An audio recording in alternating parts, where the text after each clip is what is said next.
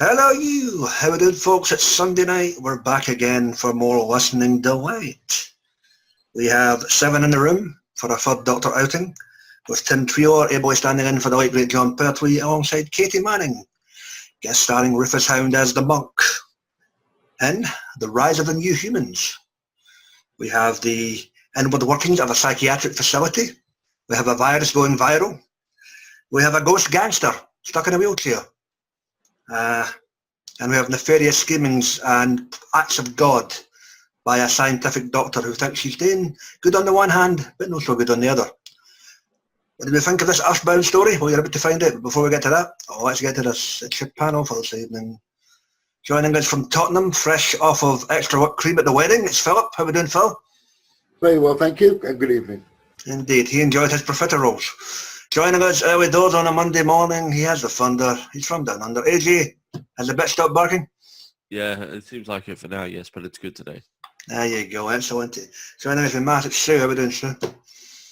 Really good, thanks very much for asking. Oh, it's good to see you, dearie, and all the way from the inner sanctum of his own bedroom. It's Jake. How's it going, Jake? I'm doing fine, thank you. Thank you for having me. Good to see you, mate. Down in the bowels of hell, enjoying his relaxation on a Sunday. Texas Timwell. How's it going, Timbo? I'm going to find out one day. Indeed. Some would say we're already there. And all the way from NYC, fresh back from the supermarket, that's Mr. Will Medina. How's it going, Will? Hey, now, how you doing, everybody? Good to see you, mate. So, guys, The Rise of the New Humans. Interesting concept, this one. You've got a nice earthbound story here, with some chemical warfare thrown into boot, and some capitalism, if you go by the monk's point of view. Starts innocently enough, where the Doctor and Joe are investigating an apparent suicide, but there's more to this than meets the eye. So, what did we think? Opening thoughts of this tale. Okay, AJ, opening thoughts, mate. The Rise of the New Humans, Tim Treloar, Katy Manning, and Rufus Hound. Yeah, I really like this story. Personally, I would think it would be more like a modern story than a 70s Doctor Who story. Maybe for one of the more current Doctors, or even Torchwood it would be good.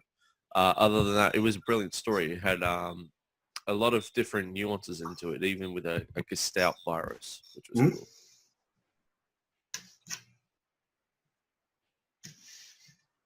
Hang on, you frozen? No, he finished. Oh, you finished? Oh. Sorry, mate, you kind of lagged there. Well, opening thoughts, mate. Well, this is not a bad story because we all thought, well, some of us thought that we was going to be viewed about the Cybermen, so we learned the other way that the monk. So I'm not worried about that. It's good to see the pain in the neck monk show up to face the Doctor, and listening to this, we find out that this monk also had just finished facing the 8th Doctor with Lucy Miller because of the description he gave of one of his companions. Exactly. So we know where. I believe the term was brass buds from Blackpool. Yes. So we know about that. That's what makes it a little funny. So he, that somebody met past in connection to the Doctor and is blabbing a little too much about what's going to happen in the future. And he's a monk. He doesn't give a fuck, I know. There you go. But the thing is, in the beginning, you find about a person committed suicide, and then a woman was dead in the water like that, and they had signs of gills, and each one of them was mutating in certain ways, but the other guy was growing wings. And of course, the Doctor thought was the master doing the shenanigans against them. He thought he's the monk. He knew off the bat that anything the monk's involved in is for him to make money. He don't care about he don't care about anybody getting killed or nothing like that. It was for him to make money. Yep. And what was unusual was, of course, the ghost, or you said it's the apparition of the gangster who's in a wheelchair. He stood out pretty cool. He was a cool character. So it was pretty good right there. Joe was great in the beginning because she was afraid of being in the morgue, and the Doctor had to give her the courage to go facing it because, he told him that the brigadier, he knew that he was going to have the bravery to go in there. So she stood out pretty good in the story like that. So I got to give her props on that. And when we get into other nitpicks, I'll tell you what's going on. All right, mate. Thank you. Sue, how about you? What are the thoughts? It was a delightful story, Tim Treloar, once again. Sounds really good as the third Doctor. I mean, he captures he captures the essence. I mean, he's not like imitating Pertwee, but he's got the voice and the mannerisms. And so the other thing that's really cool is Katy Manning and the monks' repartee, their communication, their conversation. It was really intense. I mean, and the mutations and that illness, quite devastating. Yeah, lots and lots of good stuff in this. All right, thank you. Timbo, this one for you, mate. Rise of the New Humans. It was good. It was a little bit over the top sometimes, as far as it was Rufus Hound's monk, if you ask me. You know. Yeah, that's true. I mean, it was very cartoony, and but I enjoyed it. I enjoyed it a lot. It was just kind of, I think, kind of like AJ said, it seemed like a more modern story than you would have had in the 70s, but it still all came together really well. I mean, I have to agree that you forget you're not listening to Pertwee. Treloar does such a good job at it now that you forget that that's not him. I mean, he sounds so much like him. I thought that was the best thing about it. All right, cool, mate. Jake. I absolutely adored this story. I loved the cast. Tim Treloar is superb. I love him to bits in these audios. And for me, this had to be the best set of stories from the Third Doctor stuff so far. Loved the setting of this story. I could just picture it all in my head. This is my first outing with Rufus Hound. I really enjoyed his portrayal of the monk. Not one character I thought was crap. I loved them all. Mina Anwar, better known for Sarah Jane Adventures as Rani's mum, was excellent in this. She was great. And that's all I'm going to say about that. I loved it all. Phenomenal. Yeah, Nina Anwar played Dr. Keller. So Curdy. Kirby? What am I getting Keller for? Fuck. Dr. Kirby, yeah. The doctor with the God complex. Philip, we know you're disdain for Rufus Hound, but how was this? But you know what? Just going on what Jake said about the packing woman being a... Oh, here we go again. Casual racism at its best. Anyway, she was good. I did like her, the way she... But the point is, she's so dumb with the... Let me start from where we're going to start from. First things first, I did like how they make the Doctor and Joe have their small little story chats at the beginning.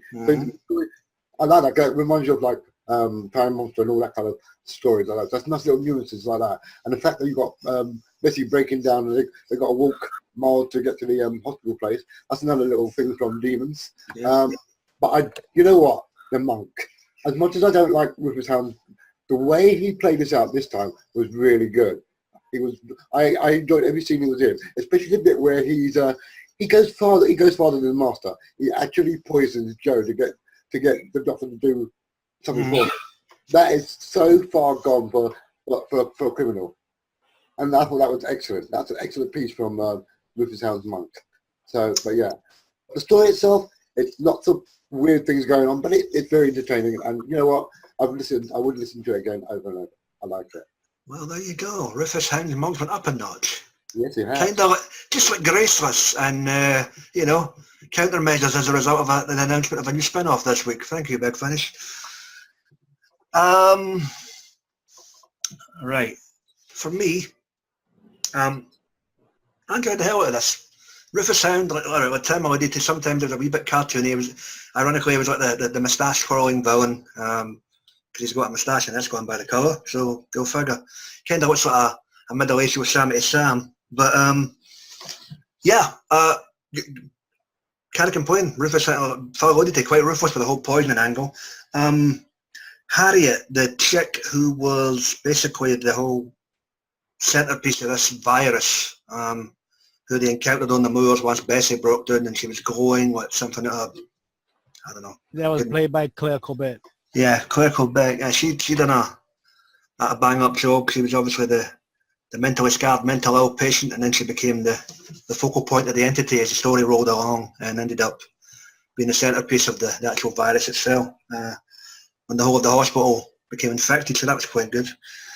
Tim Treloar, vastly improving as ever. He's just getting better and better as these box sets roll around, and hopefully, touch wood, knock on wood, nothing happens to a few folk that are getting up there. We'll have a good many more box sets to come down the road with these two. They're really developing a rapport. So good stuff.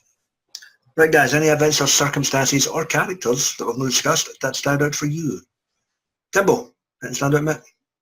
Well, I feel like an idiot for not recognizing Claire Corbett or Amina Anwar. Yeah, there you go.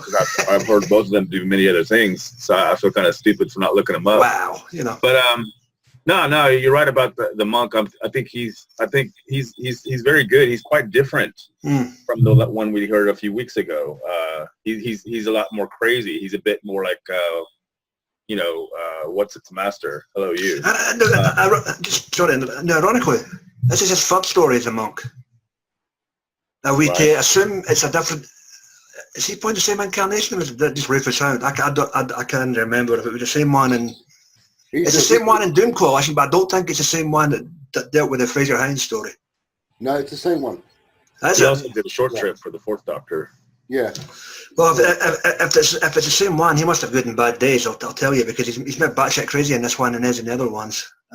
Sorry, Tim, continue. No, but what I like about his monk is that he always goes a bit too far and gets pretty much smacked down by the Doctor, and he's a big crybaby about it.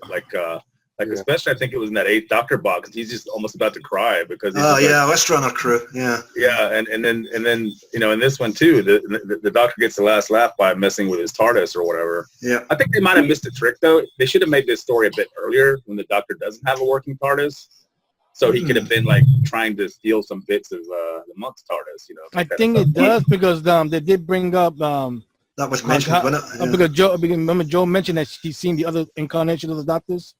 From the 3 Doctors. Omega, yeah. So and Omega was mentioned too there. So it's kind of after that.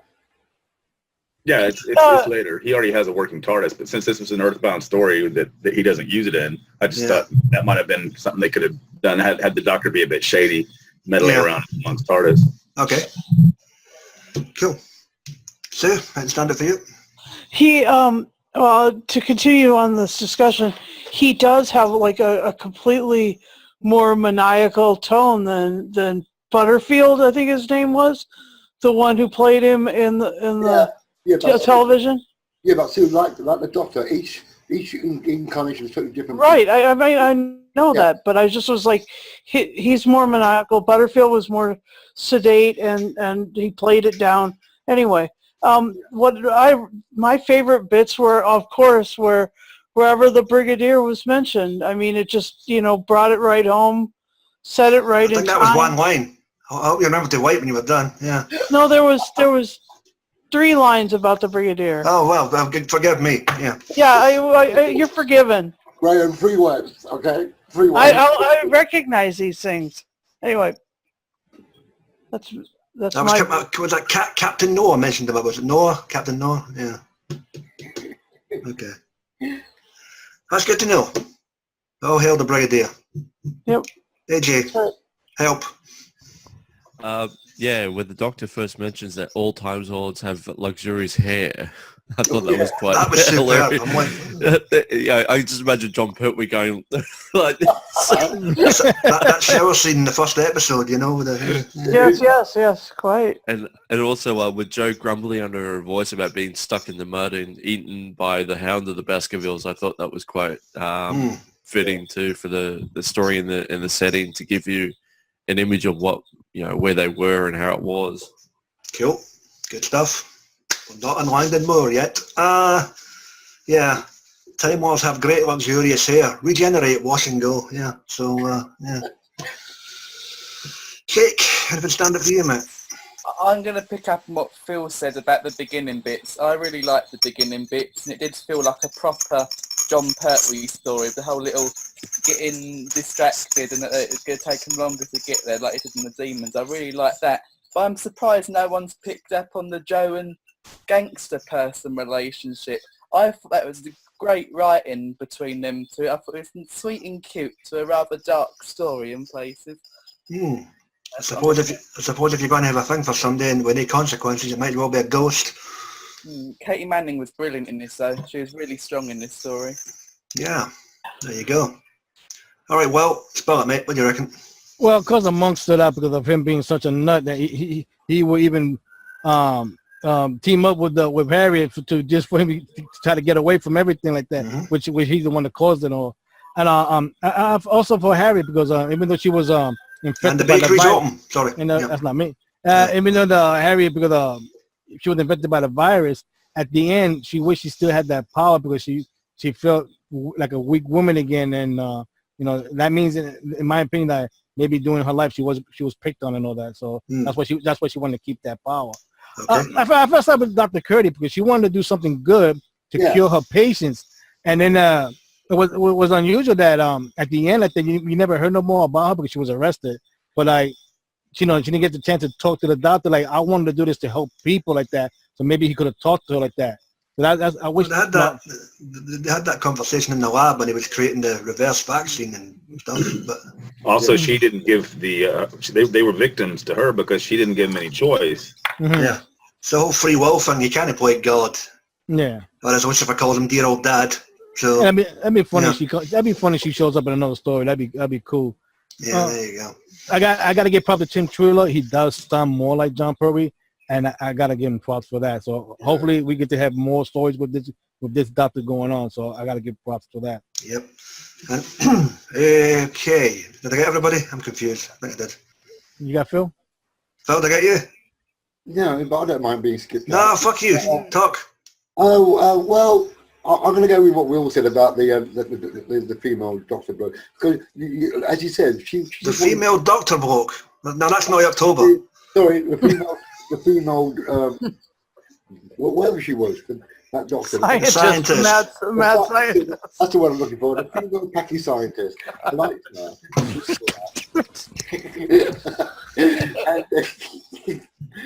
and I just, you know what? I'm sorry to say this again, but I do think that Rufus Hound did win lots of points on me in this one. He won loads of points.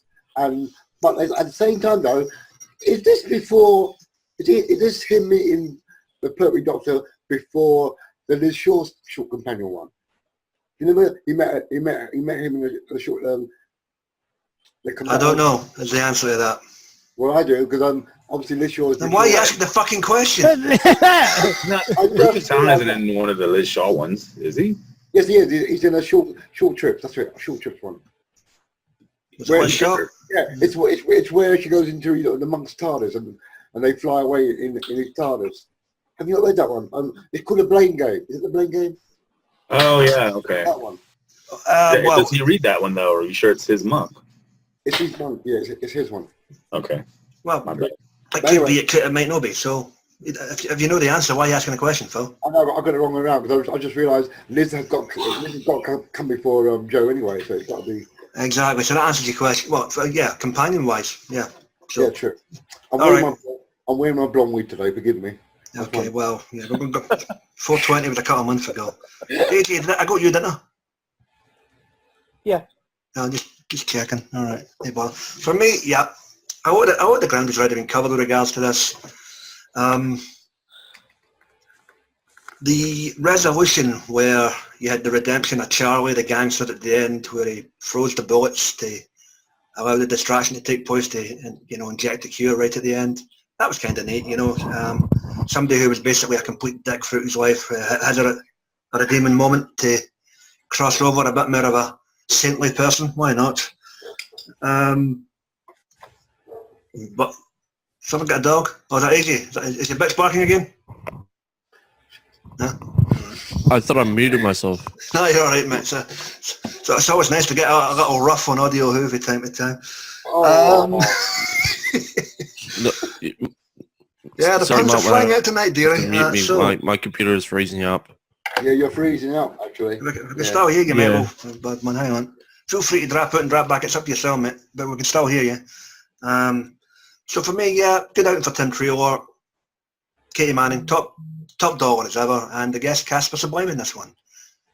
And with that, before Down Under completely goes by, the South Pole, open mic portion of the cast. Anything else you want to bring up and get this rated in the can? Well, it's a funny thing. Like Phil brought up of Joe being poisoned by the monk. Mm-hmm. Since we know of her appearing in the Sarah Jane Adventures, we know she's not gonna get killed off. Yeah. So that's like whatever happens, even though it's a good plot point with Joe, in the end she ain't gonna get killed. So I No, but think That's not necessarily true. She could die in this story, and that story would never happen. So, I mean, in other words, it changes the future. ooh, That could happen with any story. yeah. let me see. But I Never was got gonna- married. I was going to say though, it raises an interesting question at the end when that woman gets she Harriet. gets arrested. She gets arrested, right? Oh, the doctor. No, Yeah. the doctor one. Yeah, we don't really know what they do with her because if you think about it, you would think that a scientific organization would want somebody like that and would go out of their way to get a hold of them. Yeah, that's the thing because she knows that some of the technology that the monk brings, that's advanced Right. technology. That's what I mean. In other words, I don't think that UNIT would have some kind of special holding facility for those kind of criminals, but I would think Torchwood might. So that'd be an interesting kind of way to follow up with that character Ooh, if they good wanted one. to. That's a nice plot twist there, yeah. You know, why not? Anything else, guys? Think of it. Yeah? Good story. You okay? AJ, still frozen? Jake? No, he's Phil? there. He's there. No. Sorry, mate. Well, it's winter where he is now, right? All right, well, I wish they got a bit more inventive about the monk's TARDIS just being a wardrobe. Can't it have been something a bit more snazzier than that, man? Because that kind of belittles. A wardrobe. He called it another name, man. yeah. And don't talk about wardrobes, you'll end up in fucking Narnia. So, if there's nothing else, folks, it's time to head on down to Lux. It's that time again. Oh, when we hear a cat screaming, that means a pussy got popped. Oh my God, William. I wouldn't utter a word, Phil, especially after the weekend you've just had. The bleeding weekend calls. All right, guys. The Rise of the New Humans. The Third Doctor Adventures, Volume 4, Story Number 1. Tim Treloar, Katy Manning, and Rufus Hound. Philip, what do you give this little ditty out of 10, boss? I'm going to give this a straightforward 10 because I did enjoy Holy it. shit. So, you know, Really? and Rufus Hound is growing on me in this one, so he gets a 10. You'll have to forgive Philip, folks. He's been out of Tottenham for almost 48 hours and he's not to sell this week. AJ, what's the number from down under?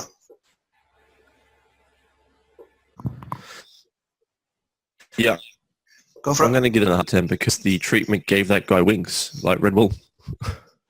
Okay. It's probably a bit more healthier than Red Bull. That stuff's a lot of shit, but there we go.